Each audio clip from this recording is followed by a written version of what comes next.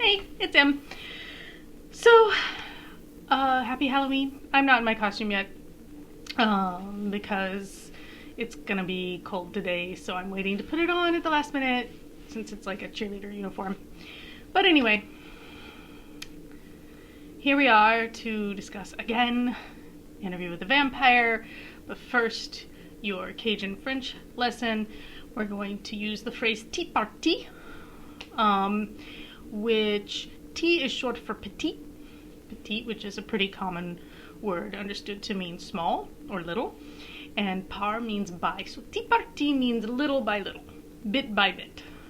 And that's kind of where we are currently with the vampire family. They have exploded and now bit by bit are reuniting, kinda? And is it really for the best?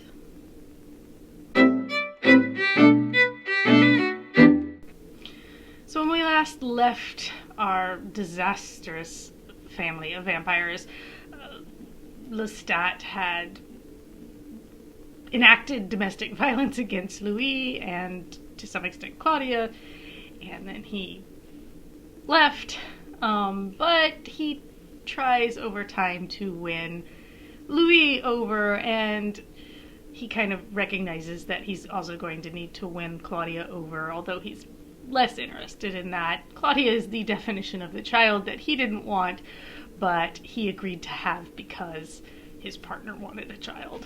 And Lestat kind of doesn't make any, bones about it. It's pretty clear that he doesn't really have any interest in Claudia, and he would be fine without her.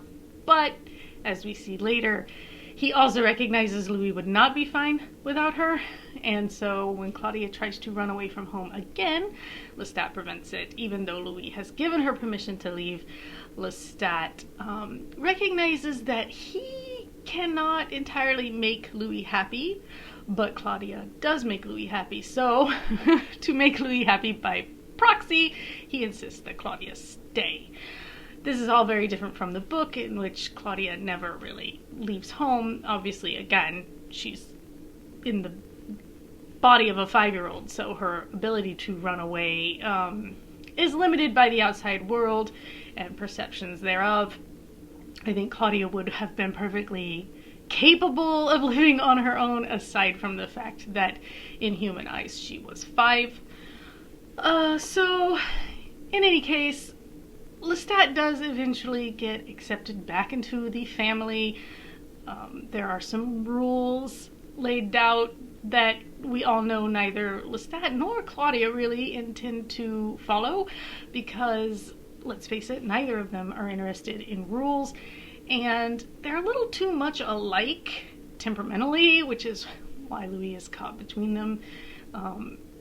He loves them both in different ways, and he's willing to accept their flaws because, again, Louis is an enabler. That's what he did with his brothers, like religious fanaticism, and he's willing to kind of do it with vampiric excess as well. He's just like, oh, that's just them, and they're fine, and I'll work around it somehow. This is just Louis' way. But, I mean, even to the point that Louis is willing to accept the fact that he knows that Lestat is lying about having killed his lover Antoinette, he's just like, he just kind of accepts it, and it's hard sometimes to sympathize with Louis because you kind of just want to shake him, which is where Claudia is coming from. Like, why aren't you acting, reacting, doing something about this? And Louis is just kind of in a state of whatever. But yeah, so Claudia has decided by the end of the episode that she's going to shake things up. If she can't leave, she's going to make Lestat leave in the most permanent way possible. She's decided she wants to kill him. And so here we come back towards where the book happens. We know, if you've seen the film, if you've read the book, you know that Claudia actually kills Lestat twice over. She kills him once, he comes back. She kills him again. He obviously comes back because he has a whole series of books after this one. So it's complicated. It's curious to see how she's going to orchestrate it in this version. But yeah, so she tricks Lestat with flattery in the book, and maybe that's what she'll do again, although I don't know that she'd waste the effort. It's hard to tell with this Claudia, who is, you know, a little, she's spiteful. The original Claudia was spiteful, but different. So it's a thing. Anyway, they do manage to get out of Lestat a certain amount of his history, which is pulled from the Vampire Lestat novel. He mentions that Magnus was his maker, and that Magnus made him and then jumped into the fire and didn't really give him any information. He just gave him some money. And that is accurate. It was slightly different in the book as far as the Cage of Corpses went. As I recall, Lestat finds that room full of dead bodies that look just like him after Magnus is gone. When he wakes up in in Magnus's tower, basically outside Paris, he's just hungry and thirsty, and then Magnus makes him a vampire. And it's not real clear if Magnus was trying to make these other people vampires and they weren't right somehow, or they just refused to be turned, because in making a vampire there's a certain amount of, you have to be willing to drink the vampire's blood after they've drunk yours, and like maybe these people refused. It's not really clear. He mentions Nikki. The closed captions. Okay, so whoever's keying the captions for this show, they're not good at it. They keep running words together and stuff, but they also spelled Nikki with a Y, which I assume is lifted from the script. Nikki in the book is spelled with an I. Nikki with a Y just makes me think of like an Adam Sandler movie. I'm like, no. But Nicolas was, yes, Lestat's mortal lover. They lived in Paris together. He was a violinist. And then Lestat eventually made Nikki into a vampire as well, and Nikki hated him for it, and they fell out. But interesting sin of omission, that he doesn't mention Gabrielle, his mother. So the first vampire that Lestat ever made was actually his mom. She was dying of tuberculosis, and so at the last minute he converts her and brings her over. I guess maybe Lestat isn't ready or willing to tell that story, or maybe they've just decided not to tell that story in this series. I don't know. Gabrielle is kind of like not a great mom. A lot of Lestat's need for affection is explained, again, like in his family history. The fact that his first lover came to hate him, and he just keeps trying to make vampires who will stay with him, please. Poor Lestat. It's an interesting shift if you read Interview and then you read The Vampire Lestat, which was written some 10 years later. And Lestat is obviously, from his point of view, much softer, and you know, his problem is that he loves too much. He loves, you know, Louis is all very much, he never loved me, he just wanted my money and my status or whatever. He needed an entrance into New Orleans society. But to hear Lestat tell it, it's more like, I keep falling in love with mortals and I can't help myself, kind of thing. And I think the truth probably lies somewhere in between, as it were. What I will say is that though the 1994 film, I think that Lestat portrayed there is more true to the novel, at least Interview with the Vampire, the story as told from Louis' point of view.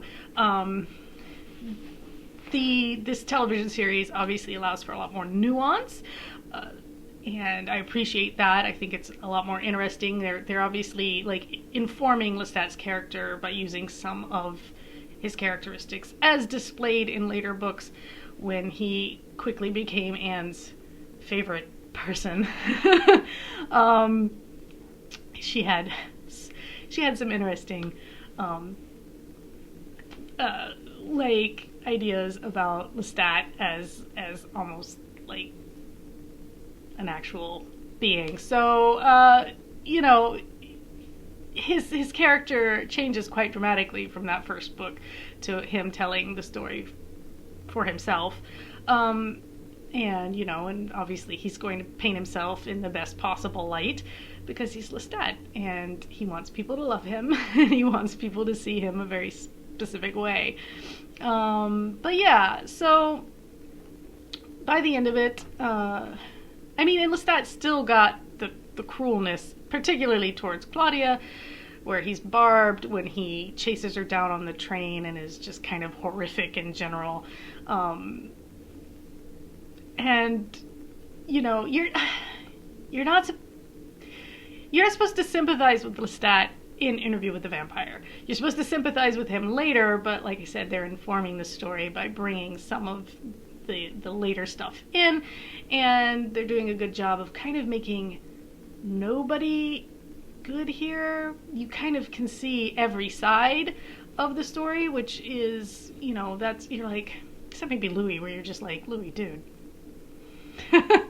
Why? You have no reason to stay, you know, but whatever. We end in 1939, I think, ish, as Germany is invading Poland. I think that was 39, which, let's see, Lestat would have, okay, so in the books, at the storming of the Bastille, which I believe was 1789, Lestat was 30. So he would have been born in 1759 to 1939. What is he? What is that? Like 170, 80, somewhere in there. He's, 180, I guess, is what he's pushing, assuming they've kept the dates of his birth more or less the same. But yeah. So that is where we kind of net out. Oh, Daniel has an interesting little flashback / dream. He falls asleep during the interview and has a dream where he remembers meeting Louis in the bar in San Francisco in the 1970s, and Rashid is there, and of course we're all like, is this part of the dream, or is this an indication that Rashid is already immortal in some way?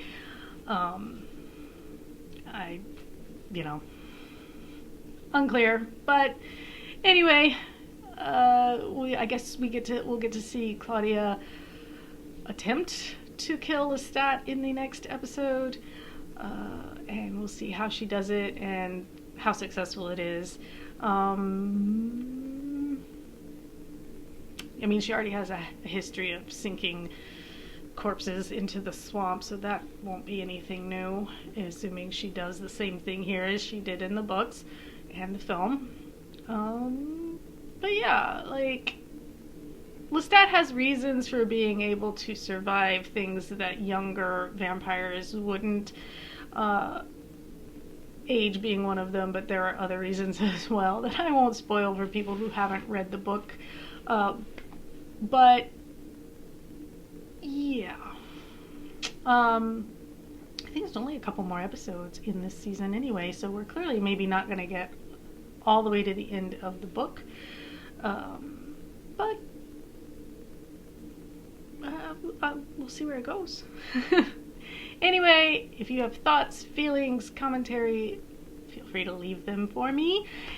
Let me know if you're enjoying this, not enjoying it, how you feel about the characters, and if you've read the books or seen the 1994 film, how you feel the differences, the nuances are. Do you like them? I do feel like this is dragging out a little bit with the domestic stuff, the book goes a little faster because we don't do the Claudia running away, Lestat being gone and coming back. Like, it feels a little padded right now. It's like, I get it. Like, there's a sense of you don't want it to happen too fast because that tension needs to build, and that anger and that resentment and that bitterness and all of those fun emotions that it seems so much more intense when you realize that, like, you live forever and you're like, am I stuck with this person literally forever, for eternity? I don't know if I can stand that. Stat's kind of willing to stick it out forever with his, like, immortal lovers as long as he's allowed to go have fun on the side. He also, though, has that jealous streak where he doesn't want you to go have fun on the side necessarily. But I think a literal, like, eternity with Lestat would wear a person out. He's a lot, as Louis put it. And some people are just better in small doses. But anyway, let me know your thoughts. Again, if I think of little things, I'll probably put them over on TikTok rather than refilming, but you can go find me over there at Amanda_Innes. And yeah, we'll see where we go from here. Take care.